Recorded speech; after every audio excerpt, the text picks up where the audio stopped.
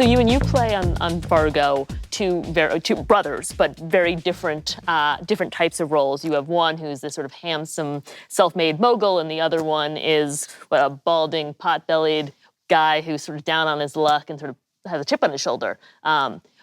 Which for you was more fun to play, more freeing to play? Were you more comfortable in one versus the other? Well, because they're both very different, they're satisfying in different ways. But I think in terms of liking them, I like Ray.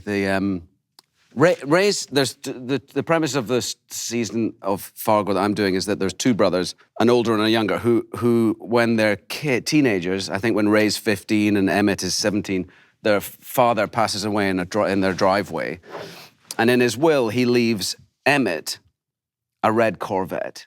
He's the older brother, and he leaves Ray a stamp collection, and so what transpires, this is all before the show starts, of course, but what happens is Emmett persuades Ray to take the Corvette. Ray's probably a virgin and so he says, you'll get laid if you drive this car, and he takes the stamp collection, and he goes on to have an incredibly successful life. As a businessman, he becomes a parking lot king of Minnesota, and his brother, who now has a red Corvette, ends up living a shitty life and is a parole officer and has a red Corvette. Look, you're lucky I don't sue. I mean, a legal document which delineates things, bequeaths them to specific parties, a father dead on a driveway, an older boy taking advantage of a younger playing on Nobody took advantage. It was a trade. If I had a time machine, you'd see I'd play back the tape. Emmett, come on, I'm begging you. Take the stupid stamps already. Give me the car. No, that was you tricking me, Ray. But he's also just fallen in love with this incredible character, Nikki Swango, played by Mary Elizabeth Winstead. And she's so out of his league, like drop dead gorgeous and clever. And what's happened, I found, by playing them is that, and it's interesting that we're doing this during the sort of Trump era, is that Ray has become sort of the embodiment of love, you know, like I'm playing this man who's so in love, and he's got a soul and a heart.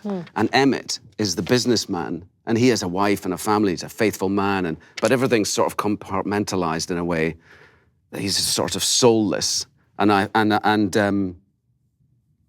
It's so Ray's more fun to play because it's much more fun to be in love than it is to be someone like Trump. Yeah.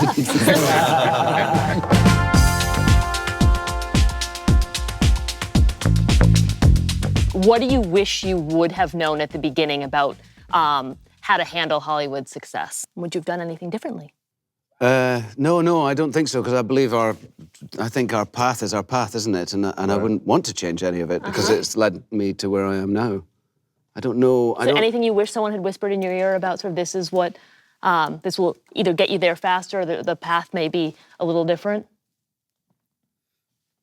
No, because I wasn't really aiming anywhere, I don't think. I wanted to, I was always arrogantly self-assured that it would be fine. Really, it's good. Really, from the start, I was, people who would worry for me on my behalf, family or whatever, that it's a difficult profession and you might not make. I was always just like, no, it'll be fine. Okay, I got this. I was right. So that was exactly.